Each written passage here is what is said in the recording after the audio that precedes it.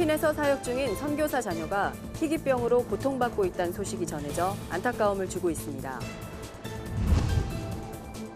110년 역사의 척곡교회가 새로운 교역자와 함께 미래를 준비하고 있습니다. 위기에 빠진 캠퍼스 선교, 그 원인은 무엇인지 구티비가 기획 취재했습니다. 기독교 자동차 유통기업 미랄자동차의 유진서 대표를 만났습니다. 2017 부활절 연합예배가 오는 4월 16일 명성교회에서 드려집니다. 여러분 안녕하십니까? 구티비 위클리 뉴스입니다. 한 주간의 뉴스를 종합해드립니다. 백혈구, 적혈구, 혈소판이 모두 감소됐다는 건 심각한 질병이 있다는 것을 암시합니다. 이를 범혈구 감소증이라고 하는데요. 필리핀에서 사역 중인 한 선교사의 딸이 이 희귀병과 싸우고 있다고 합니다. 최근 병세가 악화된 아이의 골수 이식을 앞두고 이 가족이 한국에 들어와 있는데요. 어떤 사연인지 김주련 기자가 만나봤습니다. 안녕하세요. 10살 이하민이에요. 네. 여느 또래와 다를 것 없이 해맑게 웃는 하민이. 하지만 하민이는 범혈구 감소증이란 병을 앓고 있습니다.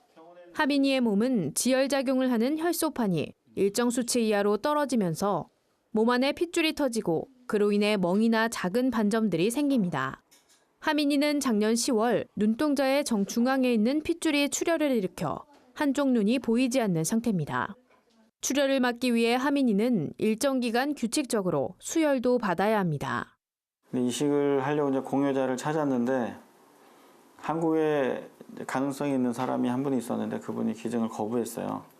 그래서 한국에는 이제 없게 됐고 미국하고 일본에 이제 찾아봤는데 맞는 사람이 없대요. 일치하는 사람이. 이제 대만에 이제 한 분이 이제 일치할 가능성이 있는 분인데 그분이 기증을 해주시겠다고 의사를 밝혀오셨어요. 이 선교사는 해외에서 기적적으로 골수 기증자를 찾았지만 골수 이식 이후에도 하민이의 몸이 잘 버틸 수 있을지 걱정입니다.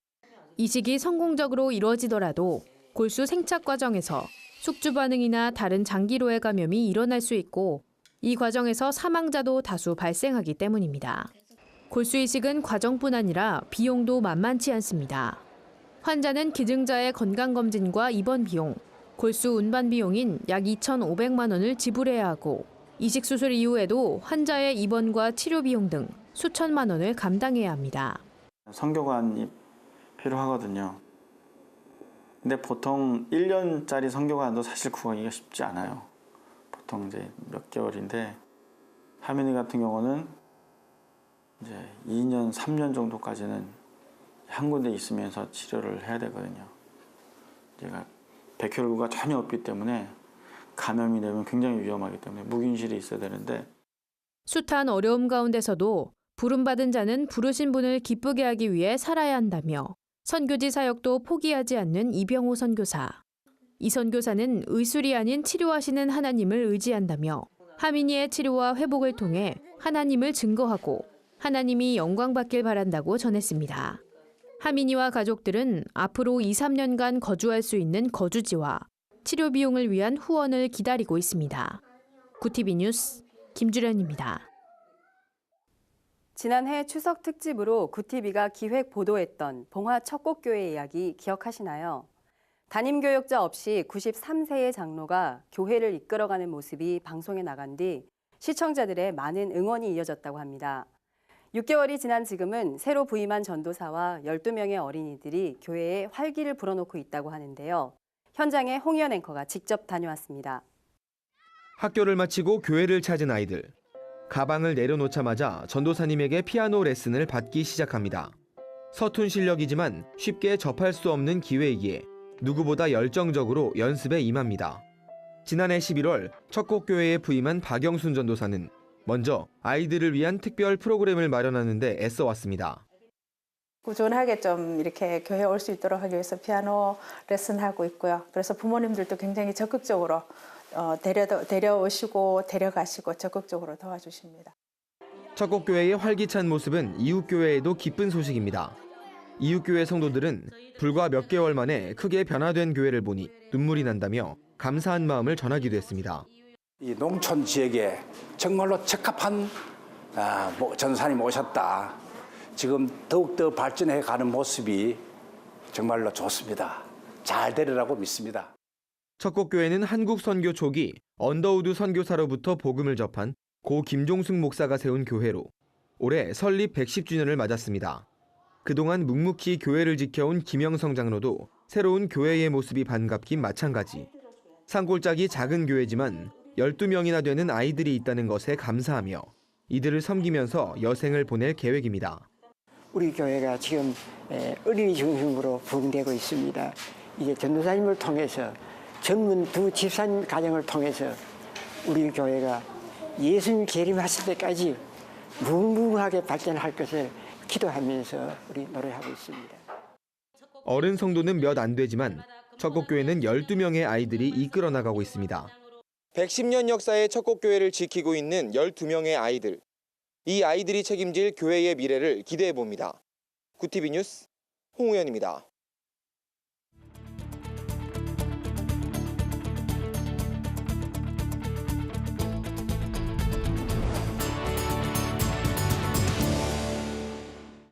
구티비 뉴스는 교계 현안을 심층 보도하기 위해 기획 코너를 신설했습니다.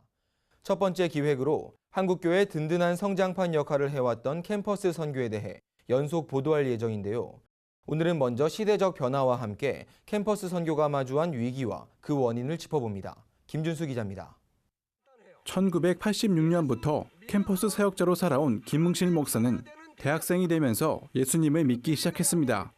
지금도 처음 예수님을 믿기로 결단했던 그 감격을 아직도 잊지 못한다고 말합니다. 부르심을 따라 30년이 넘도록 청년들을 만나고 있지만 시간이 지날수록 전도가 어려워짐을 피부로 느낍니다. 그전에는 학생들 자체가 여유가 있었는데 지금은 여유가 없고 또 이 종교적인 이런 것들을 이렇게 이야기하는 자체를 거부하는 그런 캠퍼스 분위기가 너무 많이 팽배해 있고 그런 것이 참 많은 변화의 그런 초점이라 아닌가 생각이 듭니다. 갈수록 캠퍼스 선교가 위축돼 가는 이유는 뭘까? 전문가들은 높아진 등록금과 생활비 마련을 위해 아르바이트가 필수가 되고 취업난으로 인한 과도한 스펙 쌓기 등 사회가 급격히 변하면서 캠퍼스 선교가 얼어붙었다고 말합니다. 삶을 즐길 만한 여유가 사라지고 하루하루가 바빠진 청년들에게는 캠퍼스에서의 신앙 활동이 사치로 여겨지기 일쑤입니다. 이런 세태를 반영하듯 연애, 결혼, 출산 등을 포기한 9포 세대를 넘어 모든 걸 포기했단 M포 세대란 말도 회자되곤 합니다. 성균관대학교에 재학 중인 조현희 학생은 입학하기 전에 기대했던 대학생활과 막상 경험한 대학생활은 많이 달랐다고 말합니다. 사실 시간이 너무 많이 없고 대외 활동하고 또 알바하고 학점 관리를 하는 그 시간이 너무 역부족이라는 것을 느꼈습니다.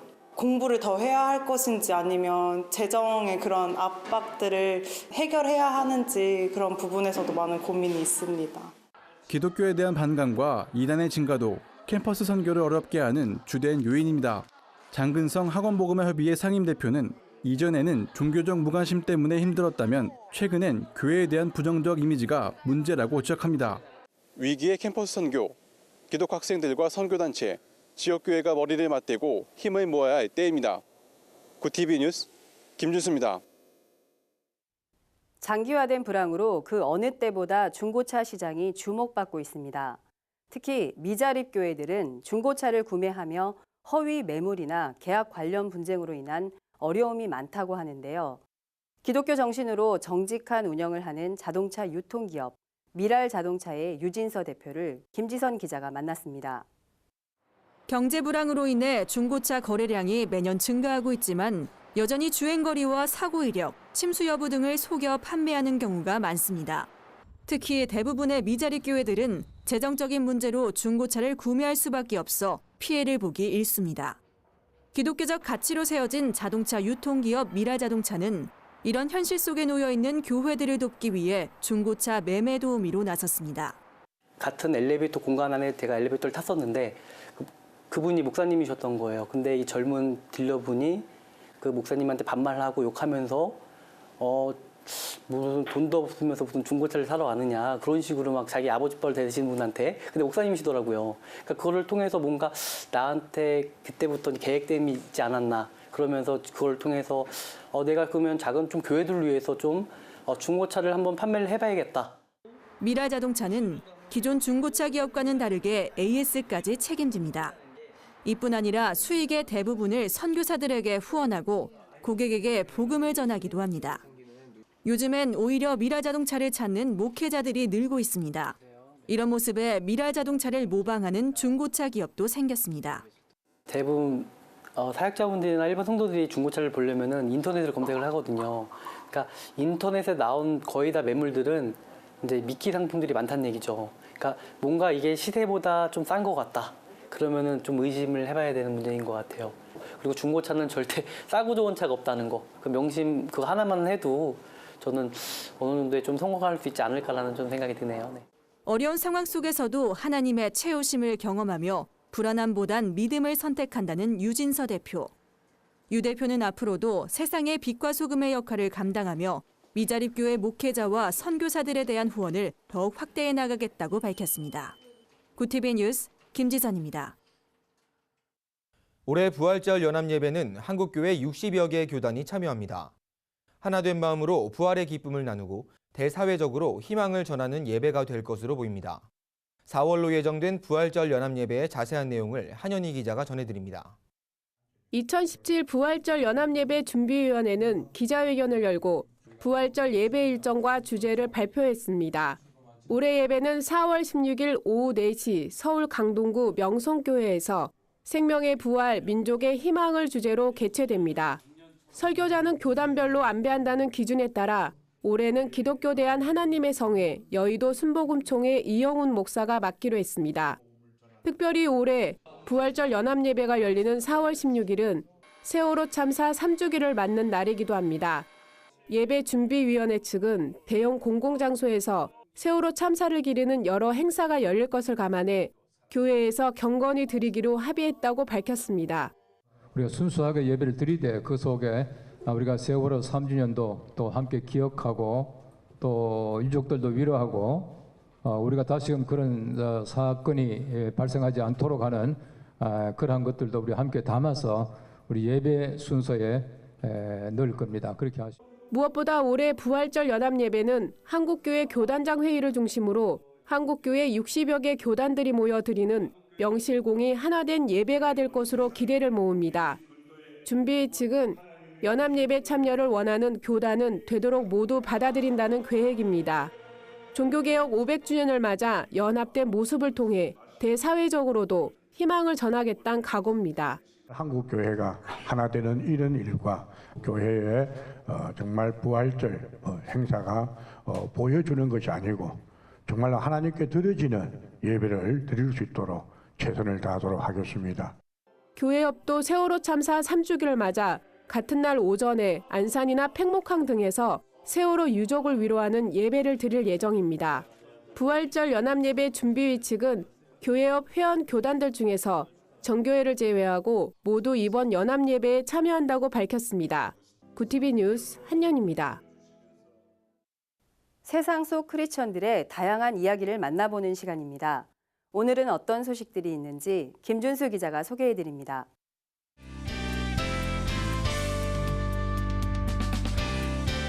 네포난의 교회입니다. 오늘 전해드릴 소식은 위암 사기 판정을 받고도 필리핀 의료봉사를 계속해서 펼치고 있는 박누가 선교사 이야기입니다. 박누가 선교사는 27년째 필리핀에서 의료봉사를 하고 있는데요.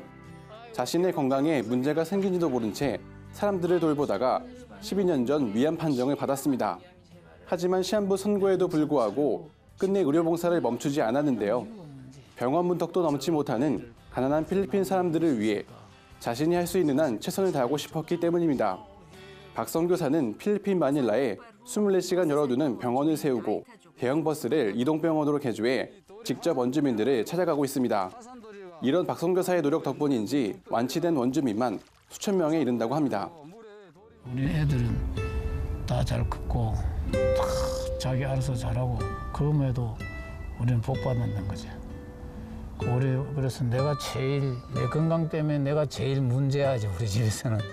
아파도 행복하다고 고백하는 박누가 선교사를 통해 사람들을 위해 한없이 희생하고 헌신하신 예수님의 모습을 보게 됩니다.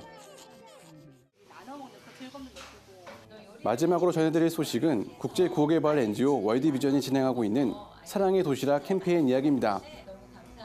음식을 혼자 만드는 것보다 같이 만들고 같이 먹는 것이 더 행복하다는 것이 기뻤습니다.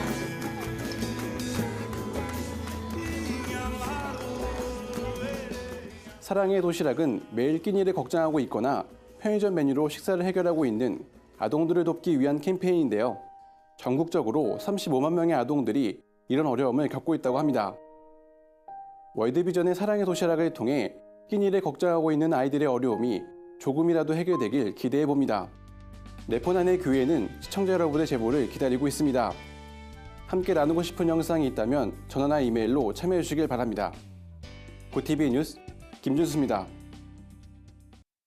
차기 대권에 도전장을 낸 문재인 전 더불어민주당 대표가 교계 연합기관을 잇따라 방문했습니다. 간암 투병으로 한국교회 성도들을 안타깝게 했던 박종호 장로가 완쾌 후 첫 무대에 올랐습니다. 한 주간 분야별 주요 뉴스를 유남희 기자와 박은정 기자가 전해드립니다.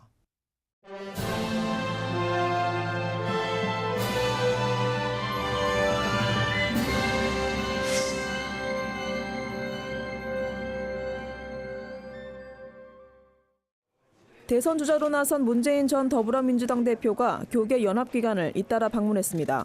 한기총과 한교연, 교회협을 방문한 문 전 대표는 이날 대화에서 동성애를 지지하진 않지만 성소수자란 이유로 차별을 해선 안 된다고 생각한다고 말했습니다. 내년 1월 1일부터 시행될 종교인 과세 문제에 대해선 교계가 걱정하지 않도록 노력하겠다는 입장을 전했습니다. 교계 연합기관 지도자들은 문 전 대표에게 사회 양극화 해소에 힘써줄 것과 국민의 충성을 다하는 정치인이 되달라고 주문했습니다. 제49회 대한민국 국가조찬기도회가 오는 3월 2일 오전 7시 서울 코엑스에서 열립니다. 이 땅을 회복하여 거룩하게 하소서란 주제로 열리는 이번 국가조찬기도회는 국민 화합과 국가의 번영, 시국의 안정, 한반도와 세계 평화를 위해 기도할 계획입니다. 설교는 거룩한 빛 광성교회 정성진 목사가 맡았습니다. 기도회는 특히 국가조찬기도회가 열리는 3월 2일을 국가기도회 날로 선포하고 국내 1,200만 크리스천과 700만 한인 디아스포라가 한마음으로 기도할 수 있도록 했습니다. 이를 위해 공동 기도문을 배포할 예정입니다. 국가조찬기도회 최의승 회장은 전 세계에서 약 2천만 명이 동시에 기도한다면 하나님께서 간절한 기도를 들어주실 것이라며 이를 통해 기도로 어려움을 이겨나가는 역사가 일어나길 기대한다고 밝혔습니다. 한편 박근혜 대통령의 탄핵 심사가 진행됨에 따라 이번 기도회엔 황교안 대통령 권한대행이 참석하기로 했습니다. 국민희망실천연대가 제8회 정기총회를 열고 다문화 가정 청소년 등 소외된 이웃을 돌보는 데 주력하겠다고 밝혔습니다. 희망연대는 특히 예수 그리스도의 선한 문화를 전파하는 데 힘쓸 계획입니다. 희망연대는 올 한 해 주요 사업으로 여의도 문화포럼, 카프 봉사단 문화산책, 희망스프레이 운동 등을 전개하겠다고 밝혔습니다. 특히 국내 거주하는 200만 다문화 가정 청소년들을 섬기고 이들에게 문화적 혜택을 주는 프로그램을 마련할 예정입니다. 또한 희망스프레이 운동을 통해 불건전 문화를 감시하고 선한 문화 콘텐츠 제작을 지원하는 등 아름다운 사회 문화를 전파하는 데도 힘쓸 예정입니다. 이사장 이영은 목사는 국민희망실천연대가 이루어야 할 사명은 인류의 희망 되신 예수님을 문화라는 매개체로 전파하는 것이라며 올해도 예수의 사랑을 선한 콘텐츠로 알리는 일에 힘쓰는 희망연대가 되겠다고 말했습니다. 고TV 뉴스 유남입니다.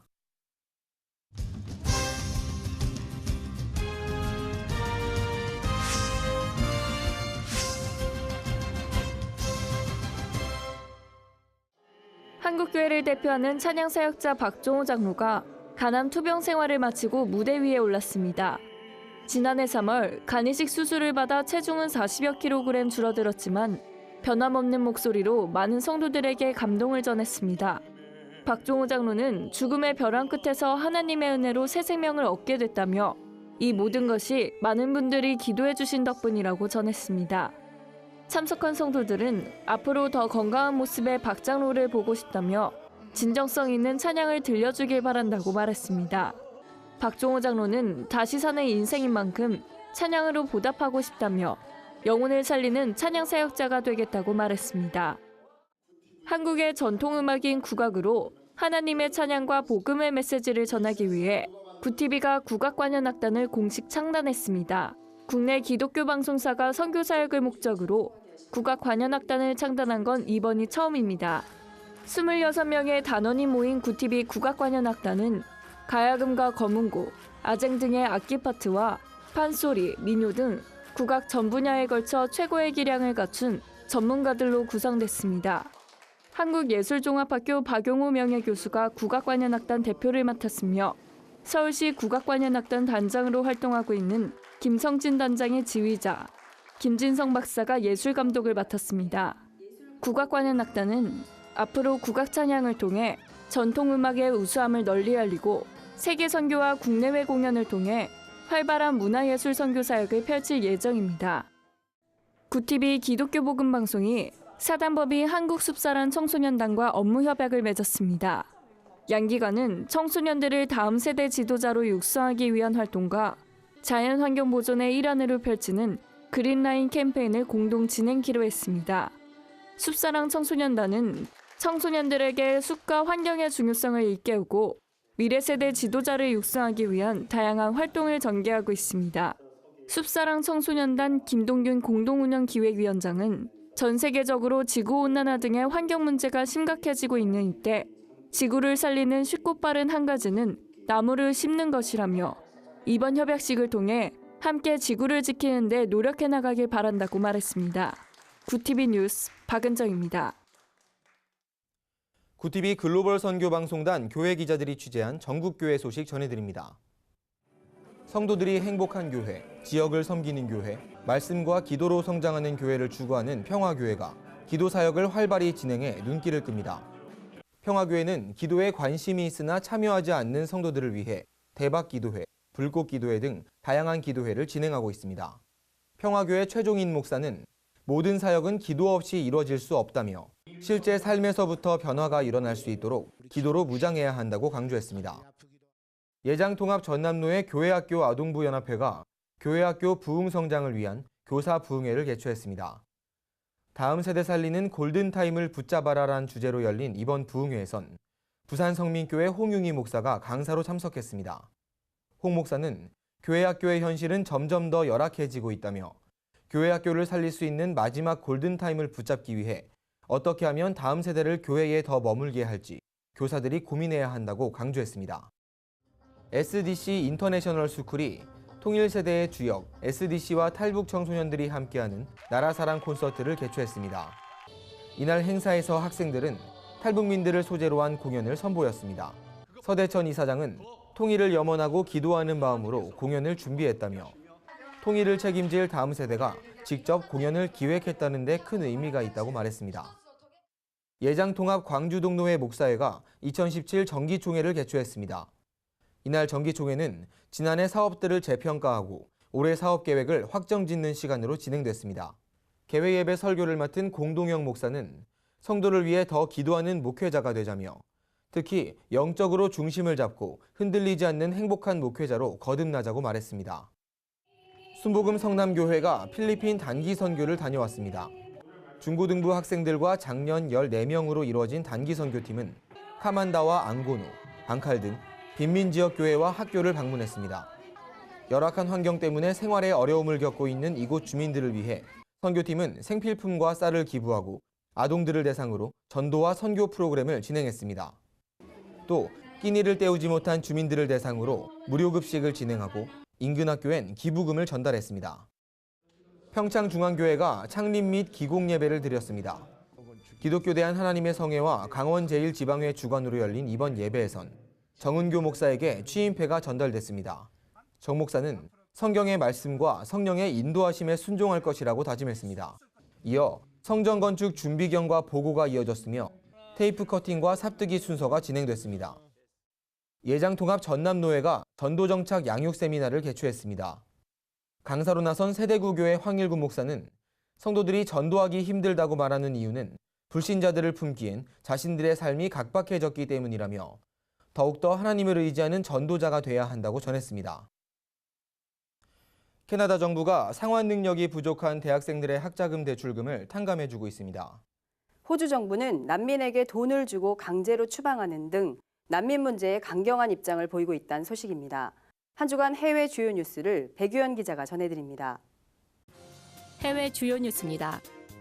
캐나다 정부가 상환이 불가능하다고 판단된 대학생의 학자금 융자를 탕감할 방침이라고 밝혔습니다. 정부의 학자금 탕감은 작년에 이어 두 번째입니다. 이번 조치로 감면되는 학자금 규모는 1,560억 원에 달합니다. 캐나다 당국은 상환 가능성이 희박한 3만 2천여 건의 학자금 융자를 우선적으로 탕감할 것이라고 전했습니다. 미국 최대 온라인 쇼핑몰인 이베이가 케냐 시민 2만 6천 명에게 12년 동안 매일 825원을 지급하겠다고 밝혔습니다. 한 달 2만 4,750원으로 현지인의 5일치 일당에 해당하는 금액입니다. 이베이는 이번 기부를 통해 안정된 생활을 위한 기본소득을 알아내는 것이 목표라고 전했습니다. 이탈리아 당국이 콜로세움 기둥에 동전으로 자신의 이름을 새긴 프랑스 여성을 문화재 훼손 혐의로 기소하는 방안을 검토 중입니다. 이탈리아 의회는 작년 12월 문화재 훼손을 강력히 처벌하는 법을 통과시켜 최장 5년의 징역이 가능하게 했습니다. 호주 정부가 난민에게 우리 돈 약 2,300만 원을 주고 강제로 추방하는 등 압력을 가하고 있습니다. 강제 추방 대상은 난민 신청이 받아들여지지 않은 레바논과 이란 등지의 무슬림 난민인 것으로 알려졌습니다. 굿TV 뉴스 백유연입니다. 이상으로 뉴스를 마칩니다. 굿TV 위클리 뉴스는 인터넷 신문 데일리 굿뉴스를 통해서도 보실 수 있습니다. 시청해주신 여러분 고맙습니다.